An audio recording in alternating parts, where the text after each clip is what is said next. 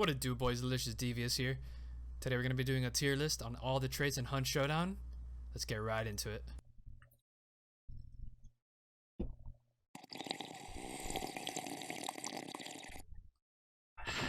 Alright, let's get this shit started. So S rank perks are the perks that I get as soon as I'm done with my first successful run. What I mean by that is, you run a full gauntlet, you kill a few people with a level 1 character. When you leave the game, your character is now going to have 16, 17, maybe somewhere in the 20 range. These are the guaranteed perks you're going to get as soon as you get back, regardless of what your kit is. So, number 1 is Doctor. Doctor, in my opinion, best perk in the game. It lets you heal for 100 health instead of 50 for your medkit.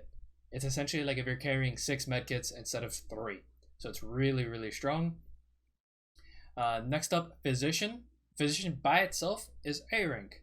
With Conjunction and Doctor, with the rules that I established, that these are the perks that I'm going to get right away, it's S rank. You're going to get these in combination, and this and then this. That's the order of how good they are for me. Alright, so next up in S tier is Pack Mule. So Pack Mule, more for my playstyle.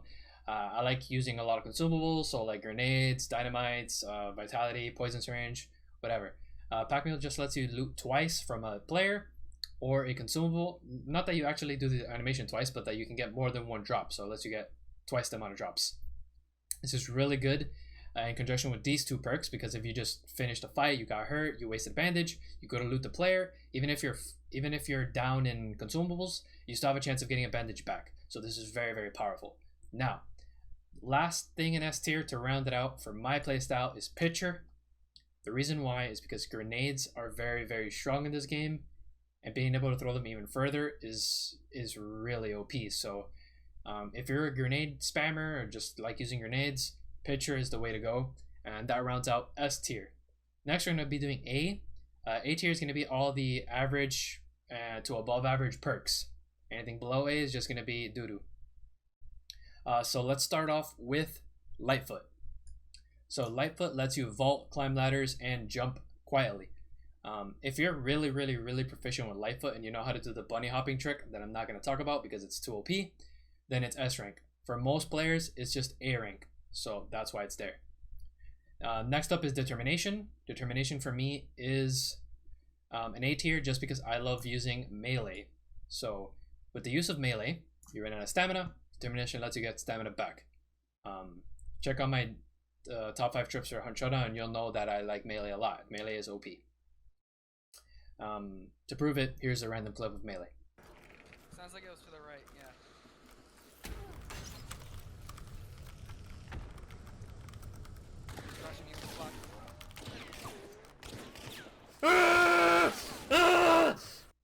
Okay, now that you saw that and you've been incredibly impressed by my abilities, we'll go ahead and put in the next A rank, which is Kite Skin. Kite Skin lets you take half the damage from fall damage. The reason why it's so high up in the tier list is simple. Kite Skin is 1 point. That's all I have to say. You usually have enough points to get maybe these 4 or these 3, and you have only 1 point. You're like, what do I do with 1 point? You get Kite Skin. Next is Fanning. Boom. Fanning, everyone should know what Fanning does. Fanning is really, really strong.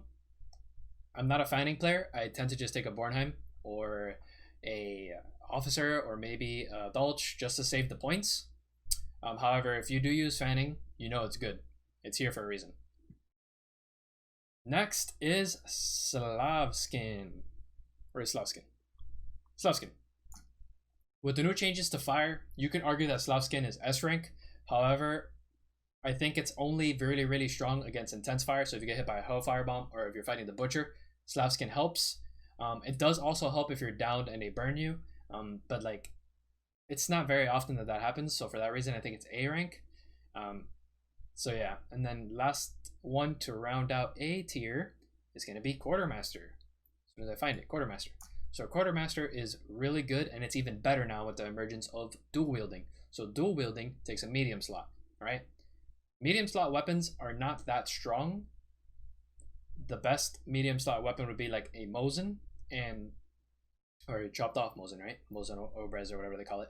However, the Mosin Obrez has a ton of sway and it's relatively hard to use. So if you put Quartermaster and you like dual wielding, you're going to be able to use a long weapon Therefore, it's a lot better. That's it. That's A rank. Now we're going to get to the doodoo ranks, which we're starting off with B. This is mid-tier doodoo, but it's still not that good. First one is Iron Repeater.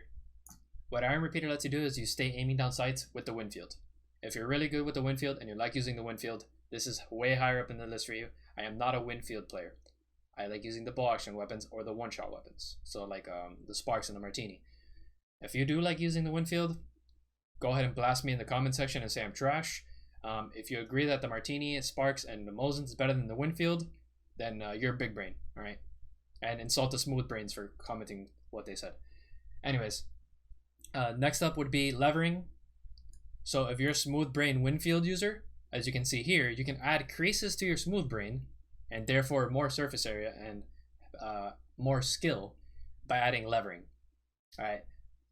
Essentially, you shoot much faster, kind of like fanning when you're not aiming.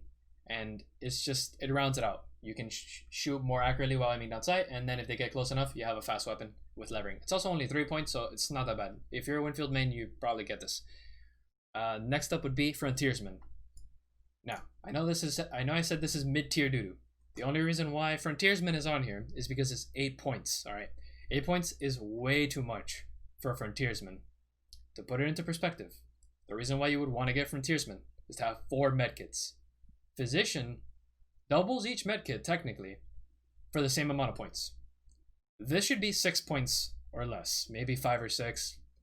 4 would be stretching it, but it's way too many points for a 6, or at 8, so for that reason, it's doodoo. Next up is Greyhound. Greyhound is another one that some players might like up here just because it lets you run farther without having to stop for stamina. I just don't think it's that important. You run plenty enough as is. Next up is Serpent. Now, Serpent has been recently added to the game, and it's pretty good. However, getting the clue takes too damn long, and grabbing a bounty also takes too damn long. In my opinion, it needs a little bit of a buff, or it needs to be worth a little bit less points. Especially since it takes the same amount of time to yoink something the further and the closer you are. So if you're at maximum range of Serpent, it takes the same amount of time as if you're next to it and using Serpent. That's retarded. So in my opinion, grabbing a clue with Serpent should be nice and quick. Yoinking a bounty, on the other hand, can take a little bit longer. Yoinking a bounty is pretty strong. Up next is the scope perks. If you're a player who uses a lot of scopes, then you might like this. I think the Marksman Scope Smith is not worth it because the Marksman Scope does not have enough range where you will lose track of your enemy. So for that reason, I would rather use the points on something else. Now when it comes to Sniper Scope Smith is a pretty good perk. The only reason it's not higher as an A or S is because I'm not a sniper main. I am now transitioning over to using the snipers more and more, and if I find that Sniper Scope Smith is worth it, then I might let you guys know in the comment section or something that I think Sniper Scope Smith might be an A tier. But right now, since I don't use the scope as much, I just go iron sights. It's gonna stay here. Next is Bloodless. So Bloodless goes right here, and oh, not here. Sorry, this is B. Bloodless, with the new addition to intense bleeding and all that other stuff, it is really, really strong. And if anyone wants to argue that it's A tier, go for it. The only reason I put it at B is because there's not that many things that have intense rending damage in the game. So for that reason alone, I don't think it's worth it. If you're getting hit by something that causes intense rending damage, you're probably dead. Like if you get shot or if you get hit by an axe, you're just gonna straight up die. So it wouldn't save you. It doesn't matter. Soft Skin has the extra benefit of if you're downed, you get burned slower, while Bloodless doesn't have a second benefit. So there's that. Next in B, what do we got? We got Beast Face. Where's Beast Face? Beast Face. Beast Face, to me, used to be higher in the tier list. However, it kept being inconsistent. Sometimes you can walk up to crows and they don't activate. Sometimes you're 10 feet away and they still activate. The inconsistency really, really just throws me off, and for that reason alone, I am going to drop it down to B, but you can argue that it's A, no problem. Now, Bolt thrower. This is another one where the situation is that I don't use crossbows. If you're a crossbow main, this is an S tier perk and you're gonna get it right away.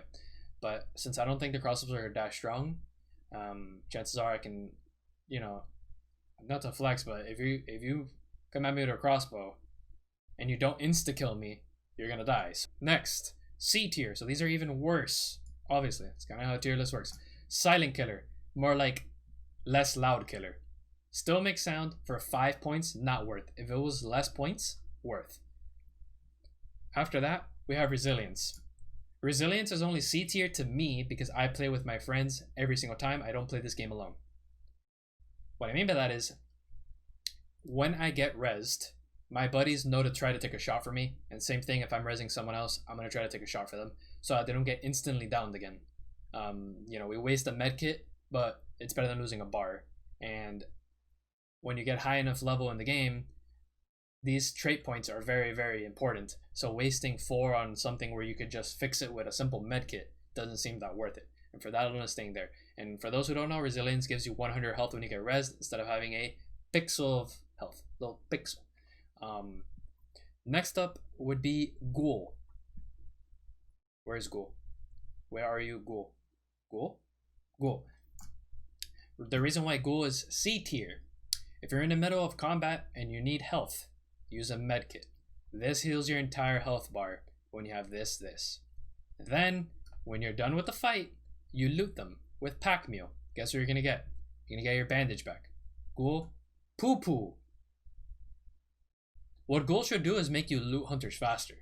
Alright, if you looted hunters faster with ghoul, good perk, even at 4 points. Good perk. Next, ambidextrous. Boom. Ambidextrous, trash. My recommendation, you have enough bullets and 2 guns, kill them, and then after you kill them, you reload. Next, adrenaline. Adrenaline's pretty okay just because it's 1 point. Alright, 1 point. However, if you have 1 point left, you're gonna get kite skin. Adrenaline makes you start regenerating your stamina when you get low health. Very, very rarely will you need this. Alright, you have to run into like 7 zombies, 6 or 7 zombies, to need more stamina. And they're probably not going to get you that low. So it's whatever. And now, if I'm not mistaken, everything you see here... Oh wait, no, I messed up. I actually messed up. Bulwark. Bulwark is A or S, depending on your playstyle and how aggressive you are. If you like holding down buildings, S. If you're more of a running gun player, A tier. I only hold down buildings if I really, really have to, so I'm going to drop it in A. This just makes you more damage resistant to explosions, and it's only worth 2 points. So for the fact that it's worth 2 points, it's definitely higher up in the tier list. If there was an A+, this would be there. This would be the only like A+. This and maybe Lightfoot for those who know how to use Lightfoot. Okay, so everything else you see here should be going into poo-poo list. Vaults here, trash. It's just not worth it in my opinion. Steady aim. Steady aim sucks because the Mosin Nagant pistol sucks. Or the Nagant pistol, whatever it's called. If they added more weapons into the game that had steady that were pistols with scopes on it, i.e. like an uppercut with a scope and a stock, oof, nasty. Or if they make like a dodge with a scope, that'd be insane. And then this would be higher up on the list. It should be carried on on anything that had those guns. Poison resistance. Mega trash. Anyone who carries this perk doesn't understand the meta. I'm going to be doing a video on how the meta works when it comes to fighting bosses, and especially around poison. You can buy a 1 hour long poison immunity syringe for 55 coins. This doesn't make you immune. Not worth it.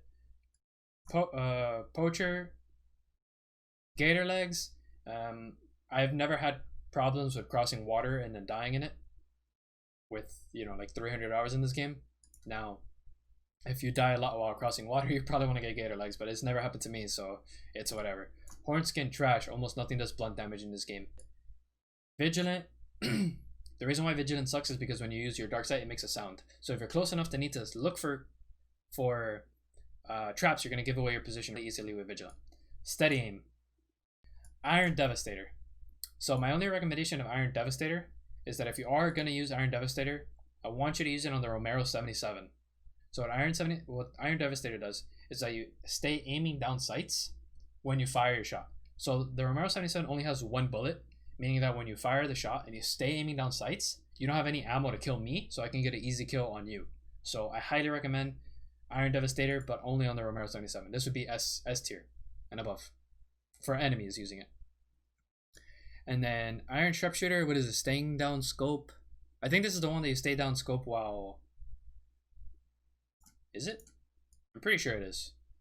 I'm pretty sure this is the one that you stay aiming down sights while you're using a ball action weapon, and this is actually like B tier. I'm sorry that I missed that one. B or C. It's not that bad. Iron Sharpshooter is okay. Okay, so hopefully I didn't miss anything.